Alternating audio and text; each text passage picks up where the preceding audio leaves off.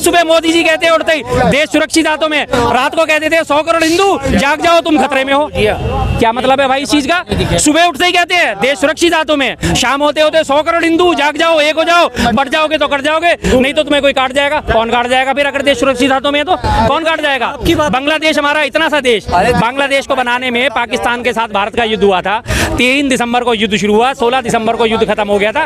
13 दिन में इंदिरा गांधी जी ने 13 दिन में पाकिस्तान की 13वीं कर दी थी, दूसरा खड़ा कर दिया था देश। 13 दिन में, मात्र 13 दिन में खत्म कर दिया था युद्ध। आज है हिम्मत मोदी जी का एक भी बयान दिखा दो कि जिसमें उन्होंने कहा होगा या तो ये हंगामे बंद कर दो वरना मैं तुम्हारे पे अटैक करने जा रहा हूं। अगर मोदी जी आज इस बात को कहते हैं, मैं मोदी जी को चरणों में धो के पीऊंगा उनका। अगर आज मोदी जी, मैं मोदी जी का बहुत बड़ा आलोचक हूं, लेकिन अगर मोदी जी कहते हैं बांग्लादेश सुधर जा, नहीं तो मैं तुझ पे अटैक करने वाला हूं, मैं जाके मोदी जी के चरणों को धो के पीऊंगा। राष्ट्र सर्वोपरि हमारे लिए बहुत जल्दी बहुत जल्दी आएगा। इसी हमेशा जिंदगी तुम्हारी बीत जाएगी, आएगा 2 करोड़ रोजगार मिलेंगे, गंगा साफ हो जाएगी, काला धन वापिस आएगा, सबके घर को पक्का मकान मिलेगा, है ना, शौचालय सबको मिलेंगे, गैस सिलेंडर सबको मिलेंगे। तो फिर आपने सुरक्षित लाइन ऑफ कंट्रोल सिर्फ 5 और 5.5 किलोमीटर की है जो कश्मीर से लगती है। क्या बात कर रहे हैं?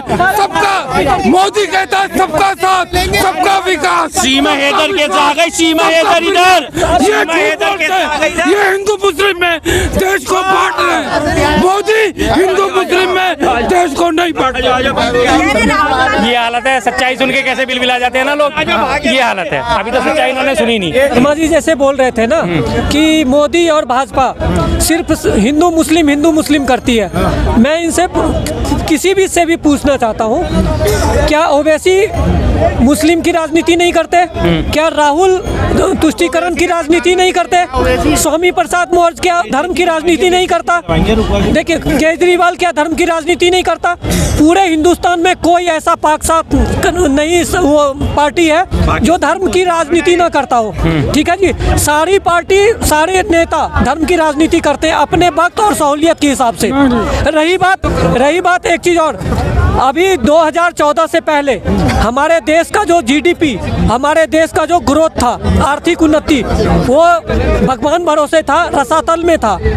आपने सुना होगा 20 टन सोना लंदन में गिरवी रखा गया था इसी कांग्रेस के शासन के समय। ठीक है जी, आज के डेट में हमारे पास फॉरेक्स रिजर्व जो है, विदेशी मुद्रा का forex reserve all time high. और रही बात पूरे विश्व में आज हमारी बात सुनती है, सारी दुनिया सुनती है, हमारा सारा सीमा सुरक्षित है। ठीक है जी, अच्छा जी, जवाब सुनिए जी। अब आपकी बातों का सिलसिलेवार जवाब, एक मिनट, आपकी बात का सबसे पहले सिलसिलेवार जवाब देता हूँ। आपने कहा जी रसातल में था। आपको याद है हमारी जीडीपी जो है 2014 से पहले 11वें नंबर पे आती थी, अर्थव्यवस्था रसातल में नहीं थी, पहली चीज। और दूसरी चीज 11वें नंबर पे आती थी, जनसंख्या के मामले में दूसरे नंबर पे था। अच्छा, जीडीपी में 11 नंबर पे क्यों रहेगा? अच्छा ठीक है, नहीं होना चाहिए ना। आज हमारा देश जनसंख्या में पहले नंबर पे, तो जीडीपी में पहले नंबर पे क्यों नहीं आया? तीसरे नंबर पे जीडीपी तो पहुंच गई हमारी। नहीं, अब क्यों नहीं आया पहले नंबर? अब तो जनसंख्या में पहले नंबर पे आ गया, चाइना को भी पछाड़ दिया। अगर आप इसी तुक का इस्तेमाल करते हो, मैं भी इसी तुक का इस्तेमाल करता हूँ। अब दूसरी बात, आप तुक की बात करते हैं। 140 करोड़ जनसंख्या लगभग भारत की, 140 करोड़ जनसंख्या लगभग चीन की। हमारी जीडीपी कितनी? अभी 4.25 लाख करोड़, 4.25 लाख करोड़, 4.25 ट्रिलियन जिसे कहा जाता है। और चाइना की जीडीपी कितनी? 18 ट्रिलियन। हमसे कितनी ज्यादा? करीब 5 गुना से ज्यादा। क्यों? नहीं, चाइना से मुकाबला मत करो। क्यों? क्यों? अब आपने कहा कि हमारी सीमाएं सुरक्षित नहीं है। चाइना में लोकतंत्र नहीं है। अच्छा, यहाँ पे लोकतंत्र बहाल करते हुए, यहाँ हर वर्ग का विकास बहाल करेंगे, हर वर्ग का विकास देखते हुए, गरीबों को मुफ्त अनाज देते हुए फिर हमें विकास करना है। फिर हमें विकास करना। हमारा लोकतंत्र ऐसा नहीं कि हमारे एक लाइन और ऐड कर दे, बिजनेसमैन का लोन माफ करते हुए करोड़पति बन जाए, ऐसा नहीं होगा। अरे उन बिजनेसमैन का जिक्र करना भूल जा तू। कोविड काल से लेकर याद रख जरूरी है, कोविड काल से अब तक उन गरीबों का राशन का 23 गुना होगा। एक मिनट बोलने दीजिए। देखो तो पूरी बोलना भाई। सबसे बड़ी बात है, हमारा देश जो है 80% जनसंख्या गांव में रहती है और कृषि प्रधान देश है। हमारे देश का 20% आबादी भी शहरों में नहीं होती। ठीक है जी, तो हमारे देश में गांव गरीब की कौन सुनेगा? अच्छा, आपने बात कर दी ना 80% की बात कर दी। 80% किसान है, कृषि आधारित है, तो फिर किसानों की मांगे क्यों नहीं मानते मोदी जी 80% को क्यों इग्नोर करते हैं? उसका भी जवाब दूं। हाँ देने ना, उससे आपने कहा सीमाएं हमारी सुरक्षित हैं, सीमाएं इतनी सुरक्षित हैं, पिछले साल तो हमारी वो सीमा पार करके सीमा इधर आ गई थी हैं, और अभी आपने झारखंड में और महाराष्ट्र में अरे भाई जुमलेबाजी क्या, सीमा इधर आई हुई है नहीं आई हुई है, सीमा पार करके आई है नहीं आई है, सीमाएं सुरक्षित है? ये तो यहाँ से नहीं, कैसे सीमा सुरक्षित है? यहाँ से लड़के तो ये उनका मैटर है, हमारे दहलीज लांग के अगर कोई उनके घर में घुस रहा है तो ये उनका मैटर है, उनकी सीमाएं सुरक्षित नहीं है। आप मेरे घर में आ जाओगे? नहीं आ सकते ना, और मैं आपके घर में अगर घुस जाऊंगा तो आपका घर सेफ नहीं है ना। यहाँ लोकतंत्र है। अब लोकतंत्र है तो कोई भी आ जाएगा, नहीं आतंकवादी नहीं आ सकते, कोई भी आ जाएगा, आ सकते हैं आपके हिसाब से तो आ सकते हैं, आपके हिसाब अगर आ सकते हैं तो इसका मतलब सीमा सुरक्षित नहीं है ना। पहले आतंकवादी दिल्ली तक आते थे, दिल्ली में दालाते थे, कानपुर दालाते थे, पंजाब दालाते थे, मुंबई दालाते थे। अब क्या कर रहे हैं? 2014 के बाद से अरे उड़ी का बदला जितना बढ़िया मोदी ने लिया उतना कोई सरकार नहीं लिया आज तक। आज पाकिस्तान कहाँ से गए? देखो एक चीज है, कहाँ से गया? देखो कई हजार किलोमीटर लंबी सीमा है। देखो कई हजार किलोमीटर लंबी सीमा को एक एक जगह आप सीसीटीवी लगा नहीं सकते। अच्छा नहीं लगा सकते तो फिर आपने सुरक्षित लाइन ऑफ कंट्रोल सिर्फ 5 और 5.5 किलोमीटर की है जो कश्मीर से लगती है। क्या बात कर रहे हैं? सबका मोदी कहता है सबका साथ सबका विकास। सीमा हैदर के आ गई, सीमा हैदर इधर, ये हिंदू मुस्लिम में देश को बांट रहे हैं। मोदी हिंदू मुस्लिम में देश को नहीं बांट रहे। ये हालत है, सच्चाई सुन के कैसे बिलबिला जाते हैं ना लोग, ये हालत है। अभी तो सच्चाई इन्होंने सुनी नहीं।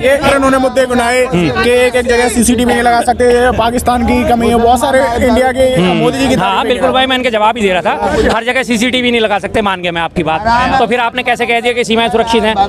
नहीं लगा सकते तो सीमाएं सुरक्षित नहीं है ना। बीएसएफ की तैनाती होने के बावजूद भी घुसपैठी अगर अंदर घुस रहे हैं तो सीमाएं सुरक्षित नहीं है ना। झारखंड में भी उन्होंने लगातार ये मुद्दा उठाया, घुसपैठियां आ रही है, घुसपैठियों को रोकने का काम किसका है? केंद्र सरकार का। बॉर्डर सिक्योरिटी फोर्स का, बॉर्डर सिक्योरिटी फोर्स आती है केंद्र सरकार के अधीन।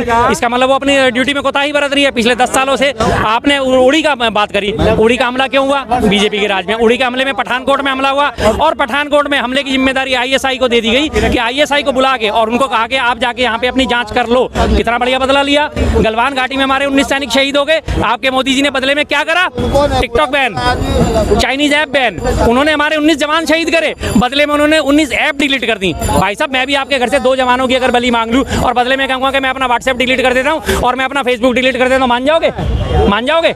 19 जवानों की शहादत के लिए आप 19 ऐप डिलीट कर देते हो। कितना बढ़िया आपने सीना चौड़ा करके दिखाया है। अब सुनो एक और बात, सेना की इज्जत की बात। इसी पे चाइना बॉर्डर पे हमारे मेजर शैतान सिंह का जो है स्मारक था चाइना बॉर्डर पे, परमवीर चक्र विजेता 1962 के चीन युद्ध के, उनका स्मारक पे चीन ने कब्जा कर लिया और हमारी सेना जो है वो पीछे हट गई, और उसके बाद जो है चीन ने उस जगह को अपने कब्जे में ले लिया और वहां से स्मारक नष्ट कर दिया।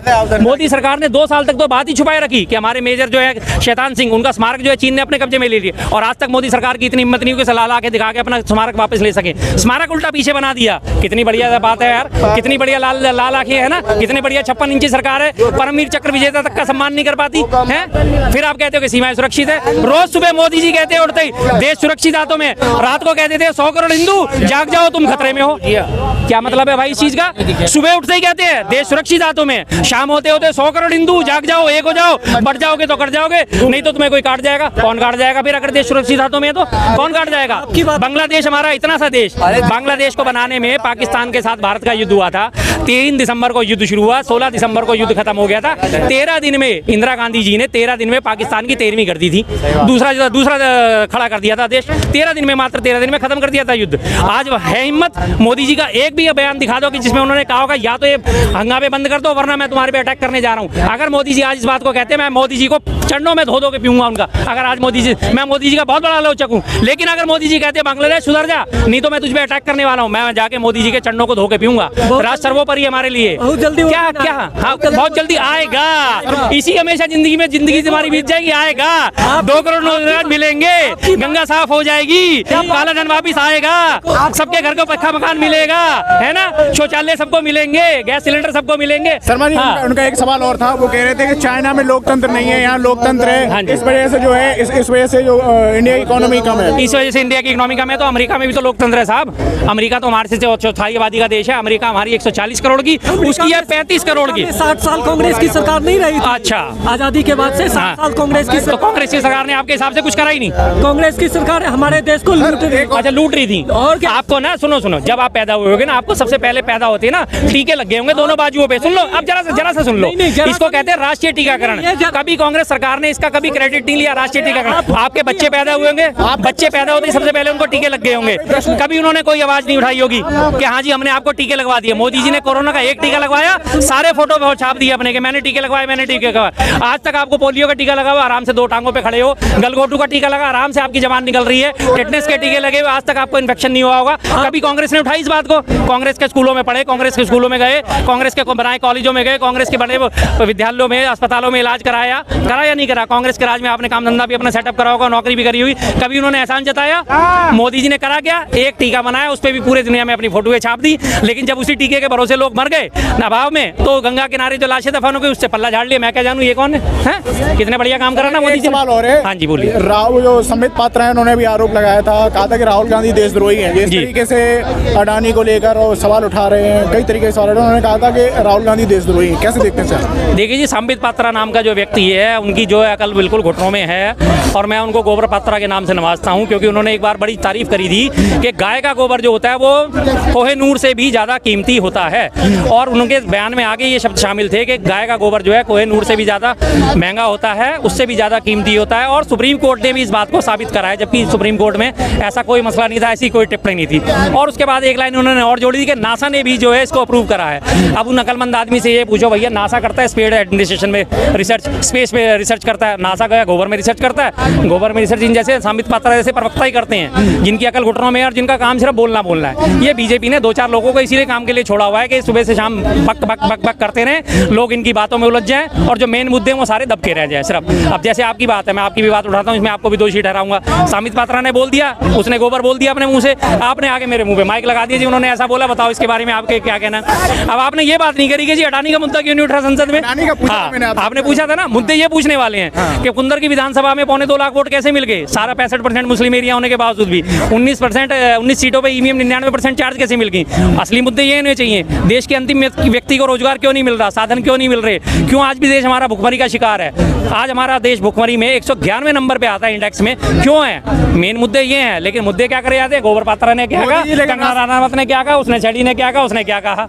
मोदी जी लेकिन राशन बांट तो रहे हैं उसके लिए। हाँ जी, राशन बांट रहे हैं, तो वही मैं पूछना चाह रहा हूँ कि राशन क्यों बांटने की नौबत आई, जबकि हमारे देश में 2014 तक मात्र 22 करोड़ लोग जो थे वो गरीबी रेखा से नीचे थे, जिन्हें बिलो पॉवर्टी लाइन कहा जाता था। उस 22 करोड़ को खत्म करने के बदले मोदी ने जो उसे 4 गुना करके 81 करोड़ पे पहुंचा दिया, और मोदी जी गरीबी खत्म करने में लग रहे हैं। कितना बढ़िया गरीबी खत्म कर रहे हैं साहब, 22 करोड़ से 81 करोड़ पहुंचा दिया और वो कह रहे हैं गरीबी खत्म कर रहे हैं। मुझे तो इनका ये गणित समझ नहीं आया, और मुझे क्या आज तक पूरी दुनिया को किसी को नहीं समझ आया। जब वो एक दिन अपना फार्मूला समझा रहे थे, A² 2² + B² + 1 एक्स्ट्रा 2A भी मिला या नहीं मिला, सारे मैथमेटिशियन अपना सिर ढूंढ रहे, भाई ये कौन सा फार्मूला है। आज तक वो सारे के सारे साइंटिस्ट जो हैं आज तक वो ढूंढ रहे हैं यार राडार कब काम नहीं करते, जब बादल हो जाते हैं तो राडार काम नहीं करते। ऐसा कैसे हो सकता है यार? हमारी तो लाखों करोड़ की जो है लाखों करोड़ की हमारी तो रिसर्च जो है हमारी तो पानी हो गई कि बादल आ जाएंगे, राडार काम ही नहीं करेंगे, तो फिर हमने राडार का आविष्कार ही क्यों करा? आज तक सारे मोदी जी के साइंटिस्ट वो उस चीज को ढूंढ रहे हैं कि नाले पे से चलते हुए उल्टा उन्होंने ढक्कन रख दिया और उसमें से गैस निकलनी शुरू कर, उसको उन्होंने चाय बना ली। आज तक सारे के सारे रिसर्चर इसी बात को ढूंढ रहे हैं कि ऐसे कैसे बनाया जा सकता है भाई, कि चलते हुए बहते हुए नाले के ऊपर ढक्कन रख दो और उसमें से गैस निकल जाती है। आज तक सारे साइंटिस्ट इस बात को ढूंढ रहे हैं कि ट्रक की एक बड़ी ट्यूब में उस नाले से निकलने वाली गैस को स्टोर कैसे कर लिया उन्होंने। किसी भी आपने देखा होगा, आप भी जानते हो, छोटी सी साइकिल में भी हवा भरने के लिए प्रेशर पंप की जरूरत होती है ना, और उसमें उन्होंने नाले के ऊपर ट्यूब लगा के और उन्होंने पूरी ट्यूब भर ली।